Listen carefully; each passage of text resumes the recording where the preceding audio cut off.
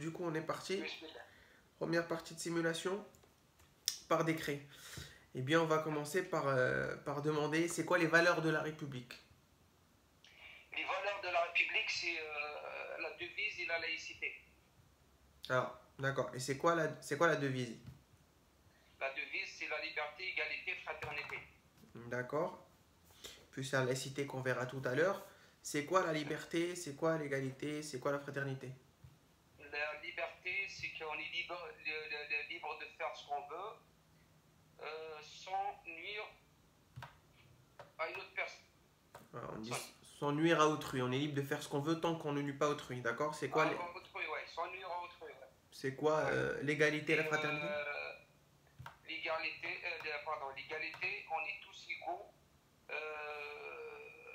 hommes, femmes, sans distinction ni de race, ni de sexe, ni de religion, ni de couleur. La loi est la même pour tous. Exactement. On est tous égaux devant la loi. Voilà, on est tous égaux devant la loi. La fraternité, c'est la fraternité en fait, c'est de vivre ensemble, quoi. C'est de vivre ensemble, d'être solidaire.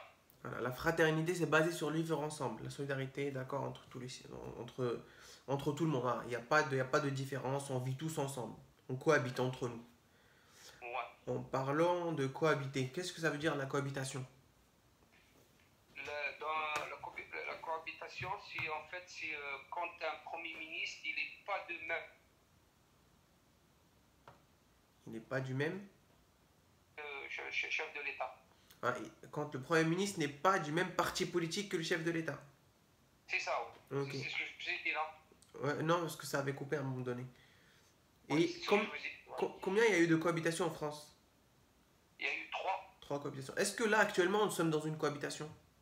Non. Ok, très bien, nous ne sommes pas dans une cohabitation. Non. Très bien. Il y a combien de pouvoirs en France? 3 pouvoirs. Exécutif, législatif, judiciaire. Ok, bah définissez-moi les 3 pouvoirs. L'exécutif, c'est le chef de l'État et le gouvernement. Non, c'est ça, ouais, l'exécutif.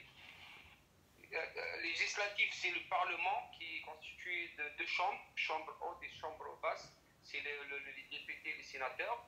Et le judiciaire, c'est les magistrats. Ok, alors qui sont garantis par le chef de l'État. Dont l'indépendance est garantie par le chef de l'État. Voilà, l'indépendance est garantie par le chef de l'État. Ouais. Quand vous parlez du Parlement, ne dites pas chambre haute, chambre basse. Dites l'Assemblée nationale et le Sénat. D'accord? L'Assemblée nationale et le Sénat. Voilà, ça s'appelle le Sénat, ça s'appelle l'Assemblée nationale, donc on leur donne leur nom véritable. Très bien. Vous m'avez parlé de Parlement, du coup, de quoi se compose le Parlement? C'est quoi le Parlement? Le Parlement, c'est les députés et les sénateurs. Ok. Combien il y a de députés? Il y a 577 députés. Ouais. Et combien? Et les sénateurs, il y a 348. D'accord. Très bien. Pour combien de temps sont élus les sénateurs? Les sénateurs, ils sont élus pour 6 ans. Ok. Et les députés? Pour 5 ans. Ok. Comment sont élus les sénateurs? Suffrage universel indirect par les grands électeurs. Ok, très bien. Les présidents départementaux, les présidents de région et les maires. Voilà. Les conseils municipaux, les conseils départementaux et les conseils régionaux. C'est ce qu'on appelle effectivement les grands électeurs. Et ces grands électeurs-là, comment eux-mêmes sont élus? Suffrage universel direct. C'est-à-dire par le peuple. Par les citoyens directement. Non, par le vote des citoyens français. En gros, c'est le peuple directement qui vote. C'est quoi les... Alors, pour être plus facile, donnez-moi 3 symboles de la France. Il y a le coq. Ouais. Il y a la Marianne. Oui. Il y a le drapeau tricolore. Ok. C'est quoi les couleurs du drapeau tricolore? Bleu, blanc, rouge. Ok. Il y a l'hymne national qui est la Marseillaise. Ok. Vous pouvez me chanter un petit bout? Un petit peu, vite fait. Allez-y, je vous écoute. Allons aux enfants de la patrie, jour. Le jour de gloire est arrivé contre nous de la tyrannie. C'est bon. C'est bon? C'est bon. J'arrête. Non, je vérifie si les gens la connaissent ou pas. C'est pour ça que je pose la question. Ok. Du coup, on m'a dit drapeau, Marianne. Où est-ce qu'on voit Marianne souvent? On la voit sur les façades des mairies. Voilà. On voit Sur les souvent son façades des buste. mairies, sur le thème. Ouais, son buste est souvent sur le... avec son bonnet phrygien. C'est quoi le bonnet phrygien? Le bonnet phrygien, c'était la liberté. C'était à l'époque C'est un symbole de liberté pour les esclaves. On les affranchissait. Pour les esclaves, voilà. On leur donnait leur Pour les liberté, esclaves, effectivement. On leur donnait, leur maître et leur donnait des bonnets ils sont libres. Voilà. Exactement. Exactement. De quelle année date la Déclaration des droits de l'homme et du citoyen? Le 26 août 1789. Elle a combien d'articles?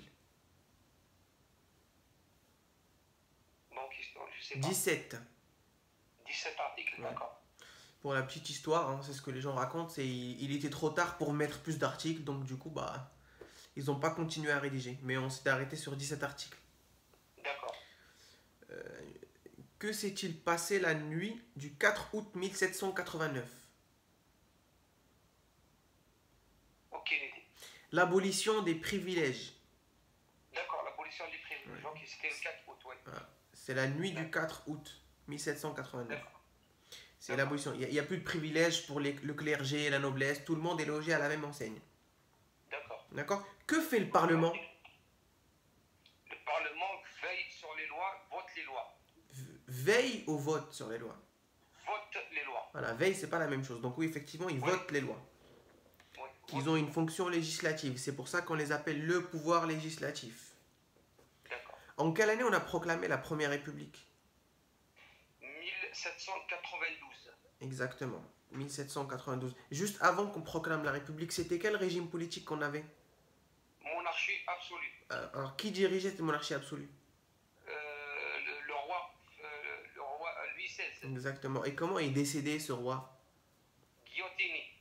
Exactement. Vous, pour vous, là, quand je vous dis l'année 1789, qu'est-ce que ça vous évoque? C'est la Révolution française, c'est la prise de la Bastille,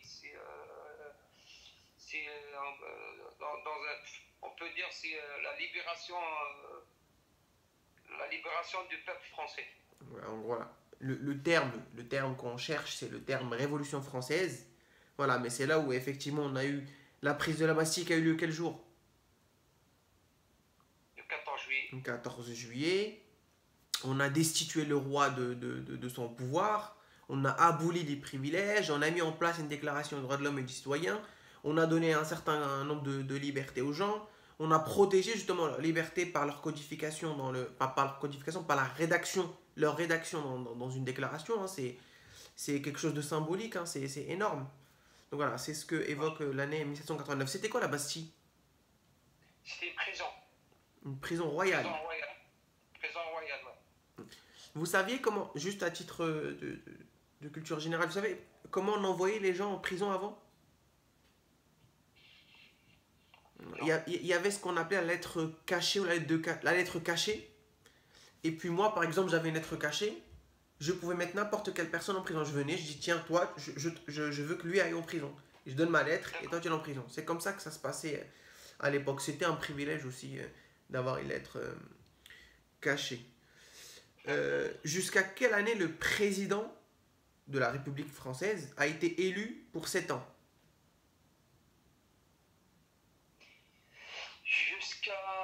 Jusqu'à 2002. Alors, effectivement, en 2002, il y a eu les élections, mais la loi est passée en 2000. En 2000, ouais, c'est ça. Mais les deux réponses sont bonnes. Hein. Il faut toujours préciser, la loi est passée en 2000, application 2002. Exactement, elle a été mise enfin, elle était déjà en vigueur, hein, mais c'est qu'elle a été appliquée en fait en 2000. En 2002, pardon, excuse-moi. Donc 2000, loi, 2002, application. Donc 2002, on est passé 5 ans, et avant 2002, on était à 7 ans de mandat.